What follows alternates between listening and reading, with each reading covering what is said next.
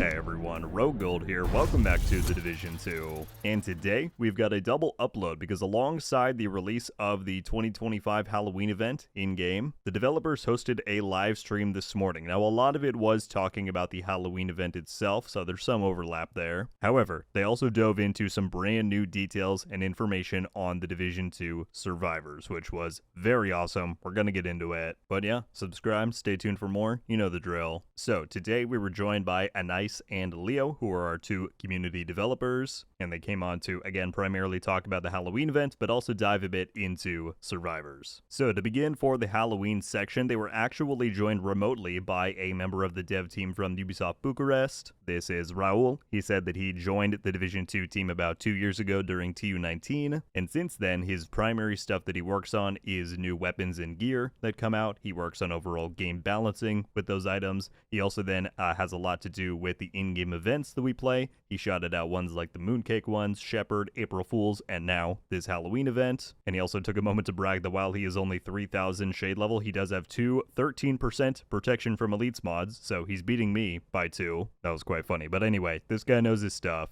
So, with the stage set, they then dove into the Halloween event, first by playing the trailer for it. Now, I just want to let you guys know now that they went into a lot of the details about the event, right? The mechanics of how the boss works and all these different things, the rewards. We've actually already covered that in detail on the channel. Earlier this morning, I posted a video of a full guide for this year's Halloween event. So, for the sake of trying to save my voice and not repeat myself too many times, because we also looked at the article the day before, we're going to skip over those portions of what they talked about on stream here, because again, it has been covered fully within that guide. That will be linked down in the description and the pinned comment so that you can check it out and get all of the details that you need about this year's Halloween event. They asked Raul about some of the world changes that went into this year's event. Obviously, this is the first time that we've ever seen them do something like this for the Division. He noted that they went and changed visuals and sound to the character selector screen. All of the settlements in-game have been changed visually. Also, the bounty location for the Houndsman boss has been changed. That was something that I noted actually after posting my guide video, but yeah, that's all decked out. And then he did mention, which is not something that I was aware of, that there's apparently one additional hidden location within the open world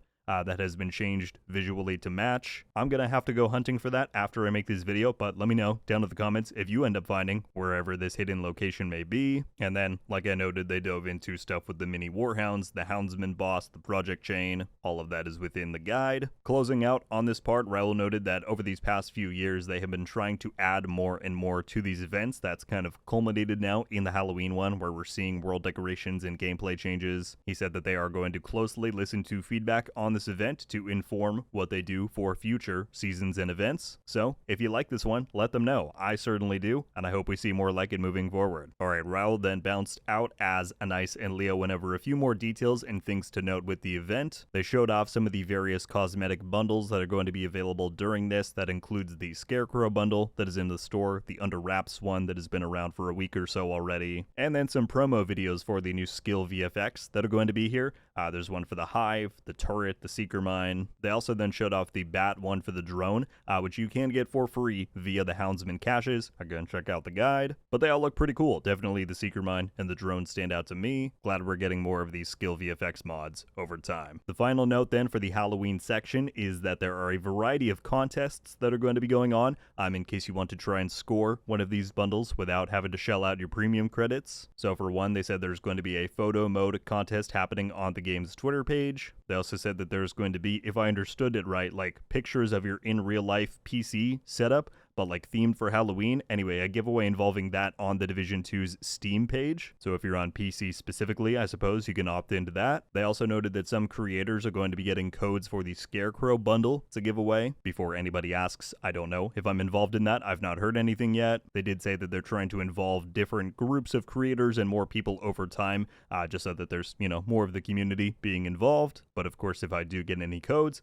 I will let you all know. And then finally, they noted that just like with pretty much every other event, there are always going to be giveaways happening on the game's official subreddit via Joker, who runs that. Highly recommend you check that one out for sure. The links to all of the game's social pages so that you can check out these contests is within the game's link tree, and I have that pinned in the description of every one of my videos, so feel free to check that out. Alright, but now let's get to the good stuff. as they teased last month, and we took a look at that new concept art image on Friday. We got our first update on the Division 2 Survivors after its reveal at Gamescom back in August. So Magnus Jansen joined Anais and Leo at the table. If you did not see the coverage at Gamescom, Magnus was the original creative director on the Division 1 back in the early 2010s. He then left the Division franchise for a little while, but he is now back as creative director on the Division 2 Survivors project. He clarified that his role really involves guiding the creative vision for everybody, making sure that everybody stays on track. So just to set expectations, we didn't get any gameplay or anything like that. They just showed us some new concept art images and kind of went down a list of new details and information. I will rotate through those images on screen here, and let's just go through what we learned. So Magnus said, no surprise, the team is hard at work. He did pretty much confirm that the people working on Survivors are at Massive itself. He kept pointing to the ceiling saying they're up there working somewhere. So that was something I was definitely curious about, and yeah, that confirms that we're getting a lot of new resources invested for this. There has not been a core gameplay team working at Massive since 2020. Or maybe 21 when Warlords was around, so that is big news in and of itself. He then confirmed, and I shouted in my room, thank God, when he said this, that there are going to indeed be both PvP and PvE modes for this new Survivors game mode. Obviously, that was how the original Survival did it back in the day, but because they did not confirm this at the reveal, many people were left to wonder, are they going to cut out PvP? Are they not going to do PvE? The choice will be there. He also then talked about how one of the downfalls or shortcomings of the original PvE survival mode was that it really incentivized people to compete against one another. Even though you could not shoot one another, there was very much a race for loot, and you didn't really want to work together because that could decrease how many rewards you're getting. So he said one area that they really want to improve this time around is to encourage collaboration within the PvE survival mode. That's definitely very cool to hear. He talked about a few environmental things, confirming that the brutal snowstorms like we had in the Division 1's original survival will return here, but also he said they really wanted to lean into the bright, crisp winter daytime environments,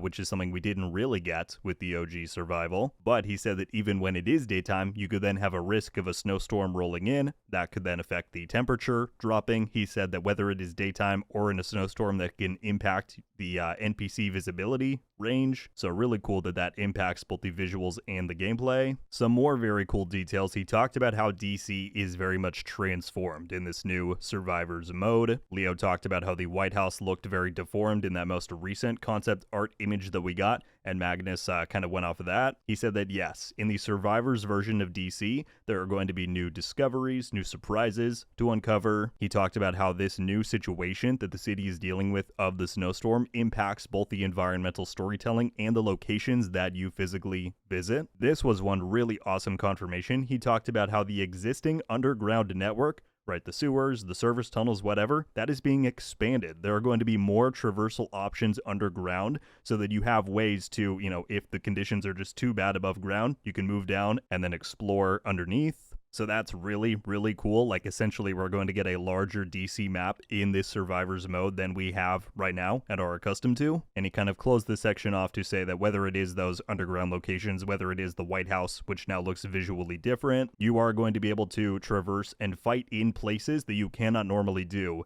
in the main game. So yeah, that is really, really cool. Those were about all of the gameplay and mode details that we got. They then quickly talked about the ETF and its involvement in the development of Survivors. So again, if you didn't watch back at Gamescom, they announced that a revamp of the ETF is happening. They're going to be inviting new people into the program. Leo confirmed that over 3,000 submissions were received for this new refresh. And so while it has taken him a while to go through them, he did confirm that invitations to the selected people are going to be sent out across both this week and next week. He said they didn't just target the 1% performing players. They really wanted to grab a diverse amount of player types and backgrounds, people who play in different regions, all of that. And they closed off by confirming, although they did note this at Gamescom as well, that the ETF is going to be involved to some degree with Survivors development, including, I think they hinted at the fact that some ETF members are going to be selected for an in-person summit, I guess, for Survivors at Massive next year. Aside from the trip that I was very fortunate to go on earlier this year for the Battle for Brooklyn DLC launch, this would be the first in-person ETF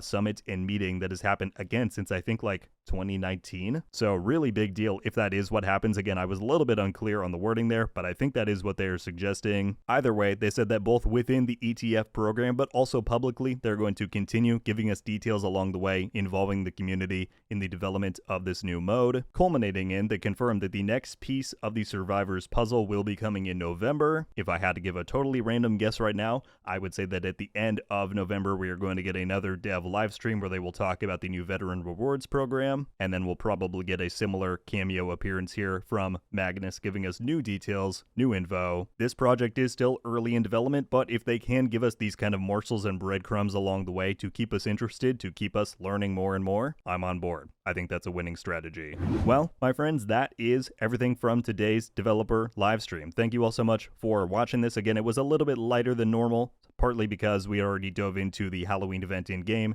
and have a guide up for it. But yeah, even though the Survivors news wasn't like tons of new information, the things we did learn, I think were quite key. The confirmation of PvP, the fact that we're going to get new environments underground, I cannot wait for this thing. At this point, let me know your thoughts. What did you think about today's stream? What do you think about everything with the Halloween event? What do you think about the news for Survivors? Can't wait to read through your comments down below. That's all I've got. Once again, thank you for tuning in. I will see you in the next one. But until then, RogueGold out.